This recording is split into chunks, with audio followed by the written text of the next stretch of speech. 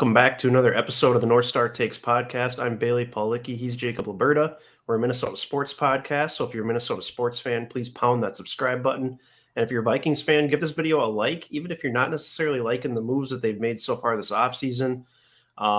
Vikings haven't really done a whole lot of anything so far. And I guess it was a little unexpected. We kind of figured maybe Kwesi and Kevin O'Connell would be a little more aggressive in terms of the approach to this offseason.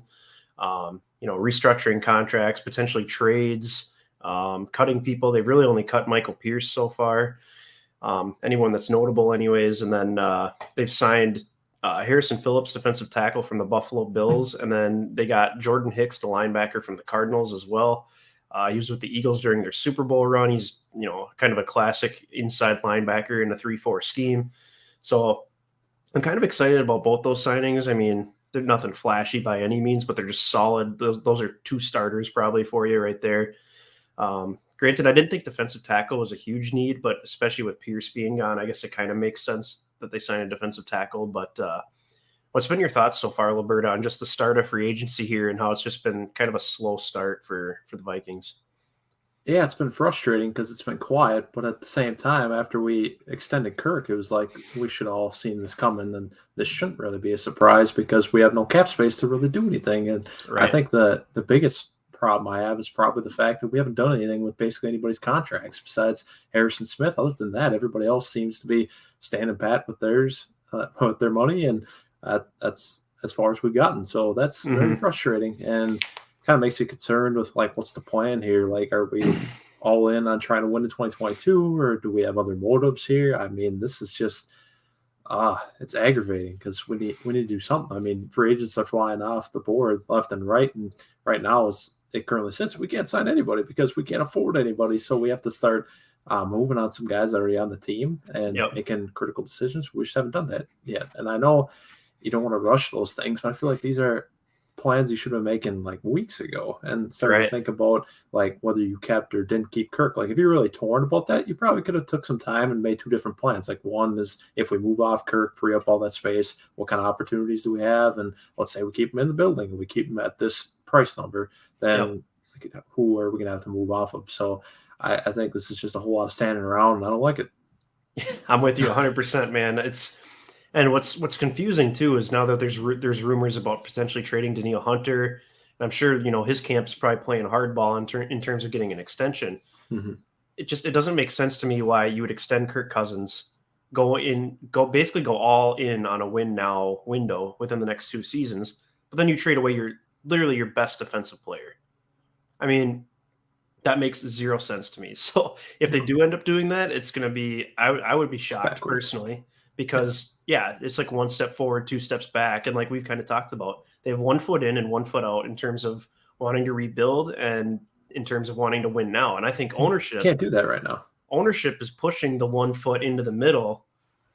That's, let's win now. But I think Kwesi in his heart of hearts, and, he's a smart guy. I think he knows he's got a mess on his hands. You can just tell kind of by the quotes. He was quoted today saying that it's not about winning a bidding war. It's about best rebuilding this team or something along those lines, or how to best structure the roster.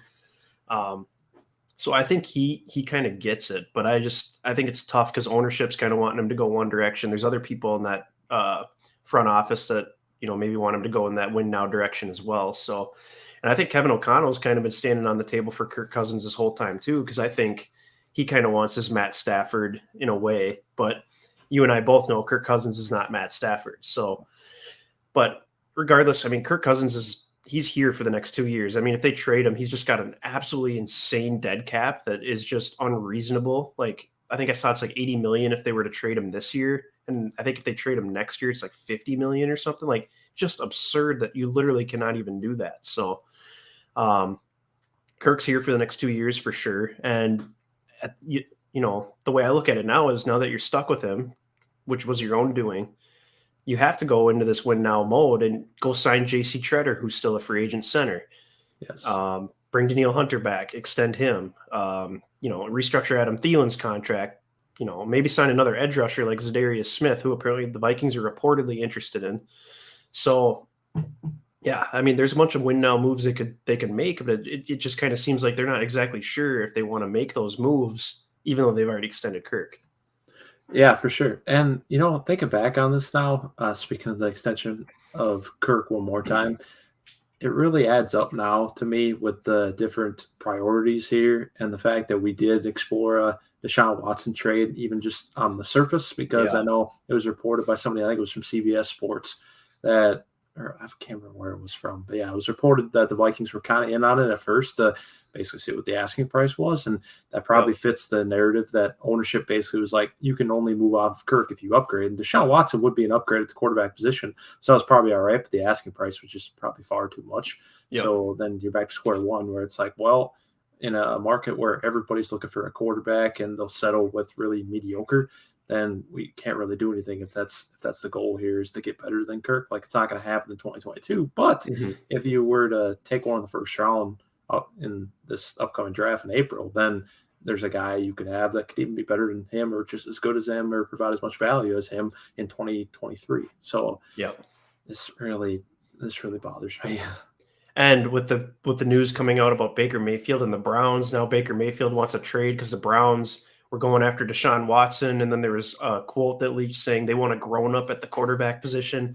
So kind of trashing Baker Mayfield. Well, Deshaun Watson tells the Browns, no, I'm not signing with, or I'm not getting traded to you. Yep. And now they're like, okay, we're stuck with Baker. Baker wants a trade. They say, no, we're not trading you. But it's like, this is the moment where if you wouldn't have extended Kirk, like, you could have just stuck your foot in the ground and say, we're either trading him or he's playing one more year on his contract.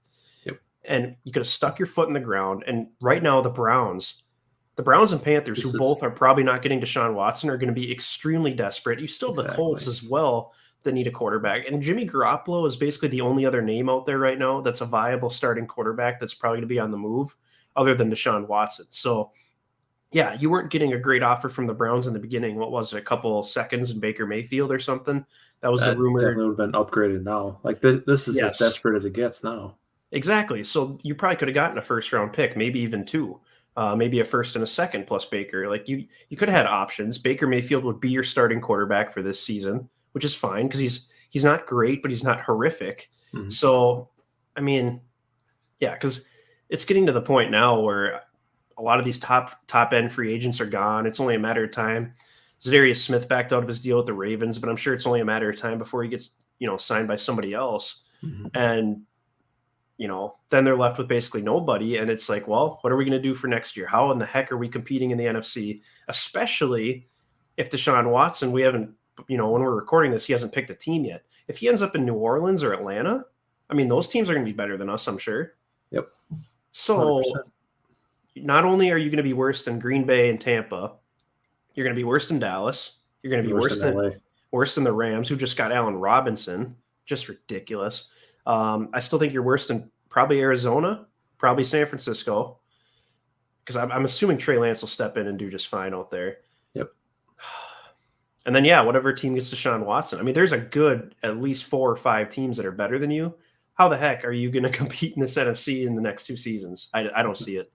No, it's stupid as to get to this point, but this is going to be the proof in the pudding, basically, for this ownership group being like, yeah, with Kirk in this NFC right now, or really at any point, it's just not going to happen.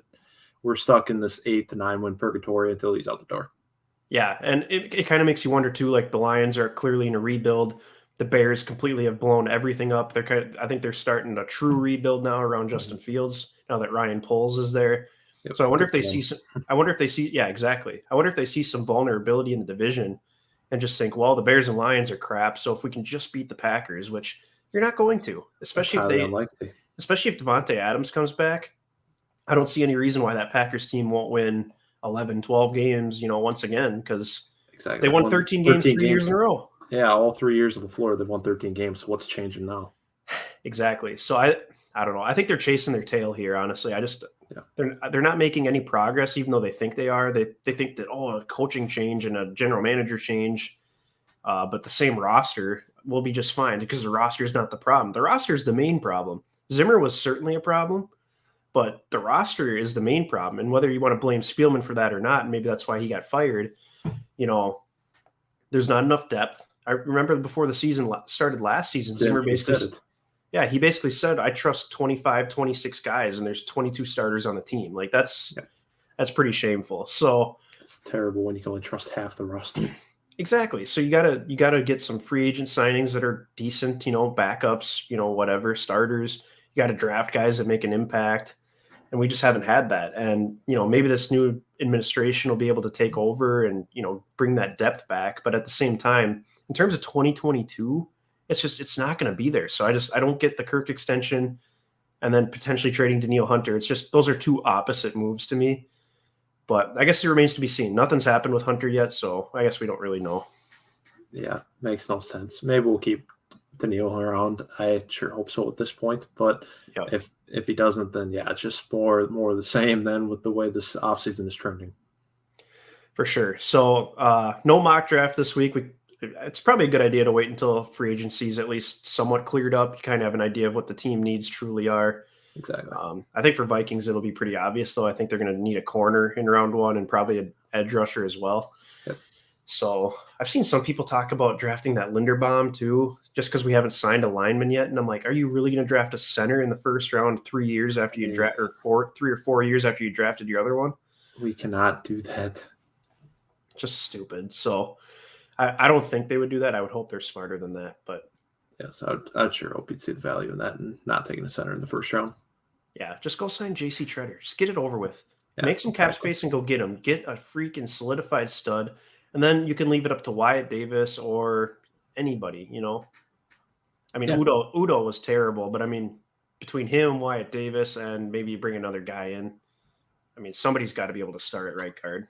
Well, it sounds like we might be in on this guard from Buffalo, who actually started 5 games at left guard last season and actually girded out pretty well. So if we end up landing him, then maybe that could be an option too. But yeah, that could be a good one. So do you have any other final thoughts before we take off here? Yeah, not really. I think you're just fooling yourself if you think we're going to be able to compete in this NFC at this point, because I know there's all the hopes with obviously Chicago and Detroit and these full-on rebuilds. You only have one team to compete with your division. But again, they've won 13 games in a row, or 13 games, 3 seasons in a row every year with LaFleur. So you're fooling yourself. You think this team can win 13 games. And if you're not winning your division, how likely are you to reach a Super Bowl or really make a playoff run as a wild card unless you have a quarterback like Tom Brady did a couple of years ago? Like that doesn't happen very often. So that's really a lot to bank on. That's like highly unlikely. So yeah, I'll leave it at that. I'm with you 100%. And there could be something to your theory about how, maybe Kwesi's kind of pleasing ownership right now, but he's going to give it a year and basically show them like, hey, we extended Kirk Cousins, we cleared cap space, and we still weren't able to sign people because it wasn't enough. Exactly. And this is what he does. He can't overcome all the deficiencies his team has. Anything. Yeah. And the crappy part about the extension is they're stuck with him for 2 years. It's not like they're just stuck with him for one more year, and then they could potentially move him again next offseason. He made it. So there's a no trade clause, insane dead cap if they have to trade him, all this ridiculous stuff. So yeah, it sucks they're stuck with him for another 2 seasons, but it is what it is, I guess. Maybe that's Kwesi's way of proving his point. I don't really know. Thankfully, next year is a more quarterback-rich draft, and hopefully we can take a guy and sit for a year. So true. That is the way to do it. Let a guy sit for a year and learn. So exactly. That's going to do it for this edition of the North Star Takes podcast. Be sure to hit the like button on this video and subscribe to the channel. Feel free to give us a follow on both Twitter and Instagram, and leave your comments below. What are your thoughts on the lack of movement for the Vikings offseason? Are you concerned? Do you think this team is moving in the right direction? Let us know your thoughts. And until next time, thanks for watching.